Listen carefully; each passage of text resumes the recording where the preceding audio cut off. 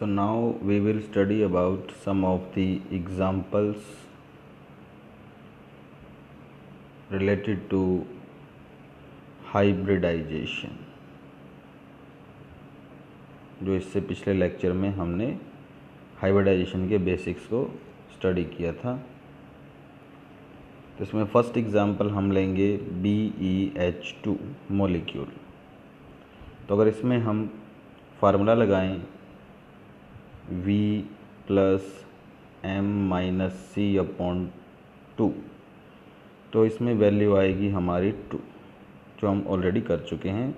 तो हाइब्रिडाइजेशन है Sp, और ये होता है सेंट्रल एटम का, जो कि है बेरिलियम। तो हम बेरिलियम का लिखेंगे इलेक्ट्रॉनिक कॉन्फ़िगरेशन, जो है 1s2 2s2, और उसके बाद 2p है 0। अगर यहाँ बेरिलियम को हाइड्रोजन के साथ बॉन्डिंग करनी है तो 2 ऑर्बिटल्स की ज़रूरत है, जो कि हाफ फिल्ड हों। तो 2s ऑर्बिटल जो है यहाँ पे ये फुल्ली फिल्ड है, और 2p ऑर्बिटल्स सारे के सारे एम्प्टी। तो ये है ग्राउंड स्टेट। तो बॉन्डिंग करने के लिए यहाँ पर एक इलेक्ट्रॉन एक्साइट होकर अगले ऑर्बिटल में चला जाएगा, जिससे 2 ऑर्बिटल्स की फॉर्मेशन होगी, और इसे बोलेंगे एक्साइटेड स्टेट। और हाइब्रिडाइजेशन हमने देखा कि sp आना चाहिए, तो s और p ऑर्बिटल्स, ये दोनों ऑर्बिटल्स मिक्स हो जाएंगे, और मिक्सिंग के बाद दोनों ऑर्बिटल्स एक एक हाइड्रोजन एटम से बॉन्डिंग कर लेंगे। मीन्स ये हैं हमारे एक्साइटेड स्टेट। एक हाइड्रोजन यहाँ बॉन्डिंग करेगा और एक यहाँ बॉन्डिंग करेगा, और ये है बेरिलियम एटम, बिकॉज हाइड्रोजन में एक अनपेड इलेक्ट्रॉन प्रेजेंट होता है। और sp हाइब्रिडाइजेशन के बाद हमारी शेप आती है ये, जिसमें हम स्मॉल ऑर्बिटल्स हैं ये 2, इनको दिखा सकते हैं, और चाहें तो हम इसको रिमूव भी कर सकते हैं, सिंपली ऐसे दिखा सकते हैं। और ये दोनों इलेक्ट्रॉन्स जो s और p ऑर्बिटल्स में थे, यानी कि s orbital plus p orbital, तो इन दोनों ऑर्बिटल्स का हाइब्रिडाइजेशन हो गया और इनसे मिक्स होकर इन ऑर्बिटल्स की फॉर्मेशन हो गई। तो फाइनली बेरिलियम की ये शेप है, दिस इज़ बेरिलियम, और दोनों में एक एक अनपेड इलेक्ट्रॉन प्रेजेंट है। और जहाँ पर एक हाइड्रोजन यहाँ से ओवरलैप करेगा और एक हाइड्रोजन यहाँ से ओवरलैप करेगा, तो बेरिलियम की ओवरलैपिंग का मतलब है लीनियर शेप, और ये है 180 डिग्री का एंगल। तो ये है एक्सप्लेनेशन फॉर BeH2। दूसरा एग्जाम्पल हम इसमें लेंगे अब BCl3। यहाँ पर हम फार्मूला लगाएंगे V + m - C/2 का। तो हमारा आंसर आता है इसके अंदर 3, और इसीलिए हाइब्रिडाइजेशन होगा sp2। तो अब इसको हम एक्सप्लेन करेंगे कैसे। बोरॉन का कॉन्फ़िगरेशन है ग्राउंड स्टेट में 1s2 2s2 2p1। तो यहाँ पर ये वैलेंट शेल है, इसका कोई यूज़ नहीं होगा। तो 2s में 2 इलेक्ट्रॉन्स हैं और 2p के 3 ऑर्बिटल्स हैं, जिसमें से एक इलेक्ट्रॉन है x में। ये है ग्राउंड स्टेट। और क्लोरीन के 3 एटम से कंबाइन करने के लिए बोरॉन को 3 अनपेड इलेक्ट्रॉन की ज़रूरत है। तो एक इलेक्ट्रॉन एक्साइट होकर आगे चला जाएगा, और ये है एक्साइटेड स्टेट। फिर 3 क्लोरीन एटम्स यहाँ से बॉन्डिंग कर सकते हैं, बिकॉज क्लोरीन के पास है एक अनपेड इलेक्ट्रॉन्स। और जिन ऑर्बिटल्स की ओवरलैपिंग होगी बोरॉन की, उन तीनों की ही मिक्सिंग होगी, और उससे हम शेप डिसाइड कर सकते हैं। तो इसमें एक s ऑर्बिटल है और 2 p ऑर्बिटल्स हैं, और इन तीनों की मिक्सिंग होगी, जिससे होगा sp2 हाइब्रिडाइजेशन। तो बोरॉन के जो ऑर्बिटल्स हैं वो इस शेप में आ जाएंगे, जिनमें एक एक इलेक्ट्रॉन प्रेजेंट है। और क्लोरीन यहाँ से कंबाइन करेंगे, 1 क्लोरीन, 2 क्लोरीन एंड 3 क्लोरीन। तो इसीलिए इस मॉलिक्यूल की शेप हाइब्रिडाइजेशन के अकॉर्डिंग आएगी triangular planar with angle 120 degree. So this is explanation for BCl3. Next is example CH4। यहाँ पर हम फिर फार्मूला लगाएंगे हमारा जो ऑलरेडी हम कर चुके हैं, V+M - C/2। तो यहाँ पर आंसर आता है हमारा 4। तो हाइब्रिडाइजेशन यहाँ होना चाहिए sp3। तो इसमें फिर से हम सेंट्रल एटम कार्बन को लिखेंगे configuration 1s2 2s2 and 2p2। यह है ग्राउंड स्टेट कॉन्फ़िगरेशन जिसमें ये इसकी वैलेंस शेल है। इस शेल का फिर से कोई यूज़ नहीं होगा और 2s और 2p को हम इस तरह से दिखाएंगे, 2s2 एंड 2p में 2 इलेक्ट्रॉन्स। यह ग्राउंड स्टेट।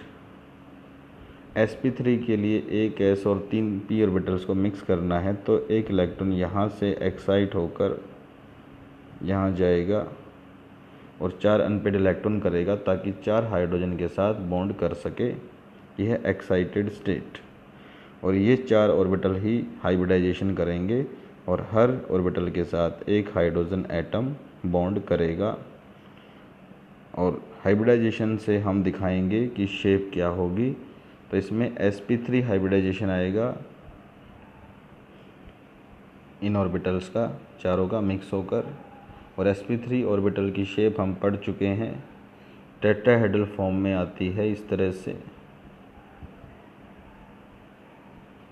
और सब में एक एक इलेक्ट्रॉन है और वो सब ओवरलैप करेंगे हाइड्रोजन के एक इलेक्ट्रॉन के साथ, जिससे फाइनली सेंटर में जो कार्बन है C, वो हमें इस तरह से 4 हाइड्रोजन से टेट्राहेड्रली अटैच हुआ दिखेगा और बॉन्ड एंगल 109.5 डिग्री का आएगा। तो शेप होगी टेट्राहेड्रल।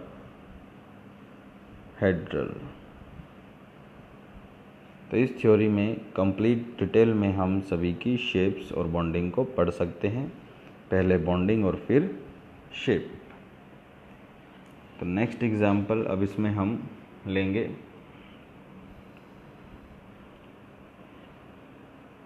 उन मॉलिक्यूल्स का जिनमें लोन पेयर्स आ जाते हैं, जैसे एग्जाम्पल है NH3।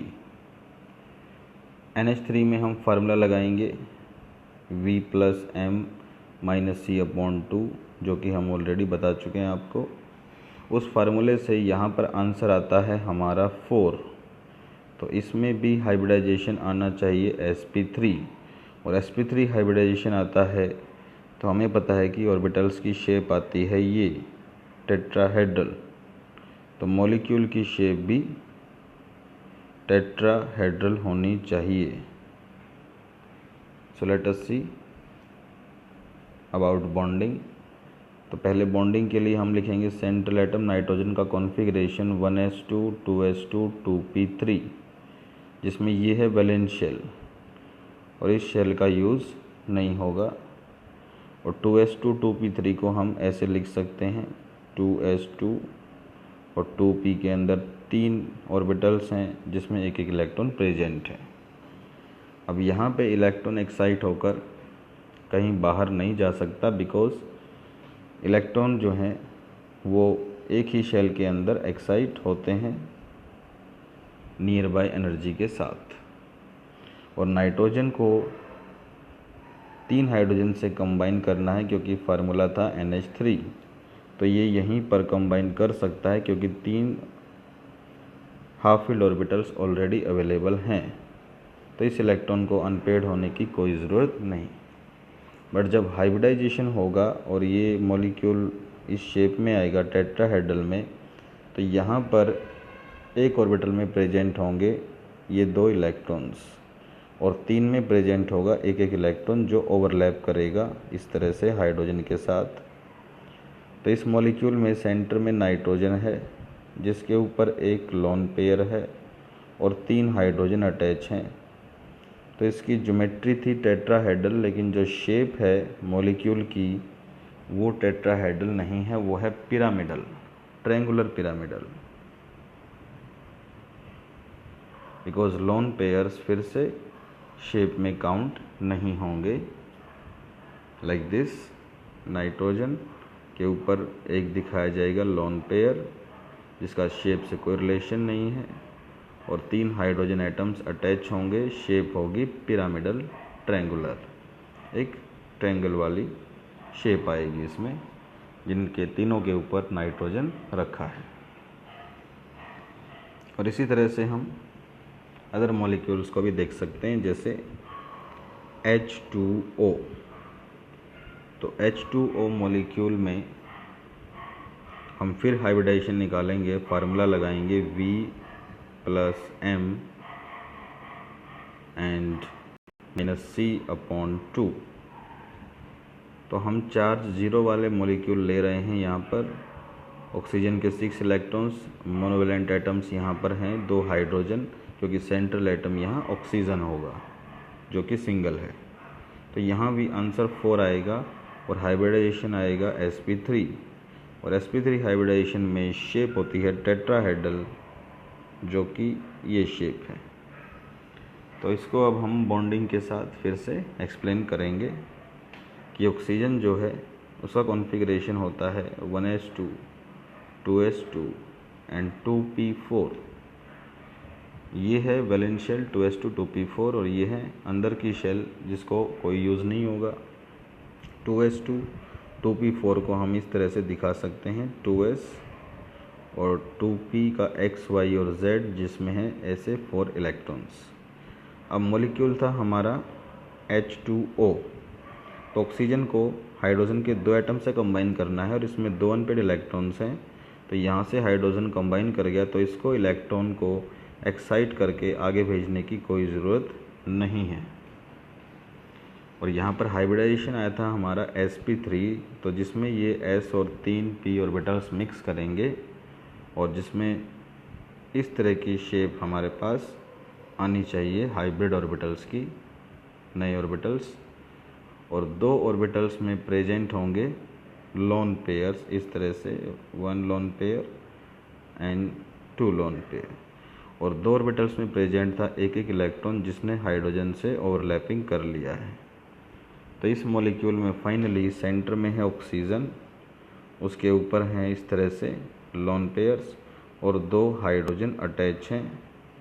तो लोन पेयर को जब हम शेप से निकाल देंगे तो हमें ये शेप मिलेगी, दिस वन। इट मीन्स हम इसको फाइनली इस तरह से दिखा सकते हैं कि सेंटर में है ऑक्सीजन, इससे अटैच हैं 2 हाइड्रोजन एटम्स, और उसके ऊपर हैं इस तरह से लोन पेयर्स, जिनको हम ऊपर भी दिखा सकते हैं। यहाँ पर बॉन्ड एंगल होता है 104 डिग्री, और NH3 में बॉन्ड एंगल नहीं बताया था उस टाइम पे, वो भी याद करेंगे। इसमें होता है 107 डिग्री। तो लोन पेयर्स जो होते हैं वो इनको रिपेल करते हैं। तो टेट्राहेड्रली 109 डिग्री का 0.5 डिग्री का एंगल जो होता है, तो लोन पेयर आने पर हमेशा बॉन्ड एंगल उससे कम हो जाता है। तो इस तरह से हमारे काफ़ी सारे मॉलिक्यूल्स हैं। तो जो मॉलिक्यूल्स आपने खुद से करके देखने हैं वो हैं PCl5, इनमें d ऑर्बिटल्स भी इन्वॉल्व होंगे, SF6, IF7, ClF3, SF4, जिसमें हाइब्रिडाइजेशन आपका sp3d आएगा, इसमें sp3d2 आएगा, और इसमें sp3d3 आएगा। यहाँ पर फिर से लोन पेयर्स होंगे क्लोरीन पर, और क्लोरीन के लोन पेयर का नंबर होगा 2, और हाइब्रिडाइजेशन आएगा sp3d। और SF4 में सल्फ़र के ऊपर एक लोन पेयर आना चाहिए, और हाइब्रिडाइजेशन आएगा sp3d2। और बाकी डिटेल्स आपने खुद करके इसमें देखनी है। इसमें से मैं एक एग्ज़ाम्पल यहाँ करूँगा, और वो है example first one that is PCl5। तो इसमें PCl5 पे हम फार्मूला लगाएंगे हमारा फिर से V + M - C/2। तो फास्फोरस के इलेक्ट्रॉन्स वैलेंस शेल में कितने हैं, मोनोवैलेंट एटम 5 हैं, 4 0 है, तो टोटल मिलाकर हमें आंसर इसमें मिलेगा 5। और हाइब्रिडाइजेशन आएगा sp3d। अब इसको हम बॉन्डिंग के साथ देखेंगे। फॉस्फोरस का कॉन्फ़िगरेशन होता है 15 इलेक्ट्रॉन्स के साथ 1s2 2s2 2p6 and 3s2 3p3, और 3d में होते हैं 0 इलेक्ट्रॉन्स। तो ये है इसकी अंदर वाली शेल और ये है बाहर वाली शेल्स। तो यहाँ से बॉन्डिंग ये करेगा। s में इलेक्ट्रॉन्स का नंबर है 2, p में इलेक्ट्रॉन्स का नंबर है 3 और d में इलेक्ट्रॉन्स का नंबर, ये फर्स्ट टाइम d आया है हमारा, इसमें 5 ऑर्बिटल होते हैं, वो है 0। अगर इसको 5 क्लोरीन से कंबाइन करना है तो ये अगर 3 क्लोरीन से यहाँ कंबाइन कर ले तो बाकी 2 क्लोरीन को अनपेड इलेक्ट्रॉन्स की रिक्वायरमेंट है। तो ये है इसका ग्राउंड स्टेट और इसलिए इसको एक्साइट होना पड़ेगा और एक इलेक्ट्रॉन को यहाँ से इसमें भेज दिया जाएगा और कॉन्फ़िगरेशन हो जाएगा 3s1 3p3 और एक इलेक्ट्रॉन चला जाएगा d ऑर्बिटल में। और अब यहाँ पर sp3d ऑर्बिटल्स मिक्स करेंगे और एक के क्लोरीन से अच्छे से कंबाइन कर सकते हैं और बनाएंगे PCl5। So this is bonding. और स्ट्रक्चर के लिए हम इसमें देखेंगे हाइब्रिडाइजेशन के अकॉर्डिंग। हाइब्रिडाइजेशन का आंसर आया था हमारा sp3d।